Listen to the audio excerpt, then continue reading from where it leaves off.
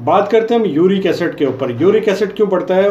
Uric acid तब बढ़ता है जब आप rich amount of purine diet लेते हैं, जैसे आप दालें बहुत ज़्यादा खा रहे हैं, रेड मीट खा रहे हैं, कलेजी खा रहे हैं, या फिर ये है कि डेयरी प्रोडक्ट्स ले रहे हैं, तो आपका यूरिक एसिड बढ़ सकता है। इसके साथ आपके जोड़ों में दर्द स्टार्ट हो जाएगा, स्पेशली जो है पाँव की उंगलियां या फिर पाँव का बड़ा अंगूठा, इसमें ऐसा लगेगा जैसे किसी ने चोट के साथ वो जो एक स्पॉट बन जाता है वैसा आपको वहाँ पे शो होगा। इसके साथ आपको आर्थराइटिस हो सकता है, किडनी स्टोन का बार बार बनना। अगर आपके साथ ऐसा है तो आपको अपना जाके टेस्ट करना चाहिए। नॉर्मल रेंज जो है इसकी 3.5 मिलीग्राम पर डेसीलीटर से 7.2 मिलीग्राम पर डेसीलीटर होती है।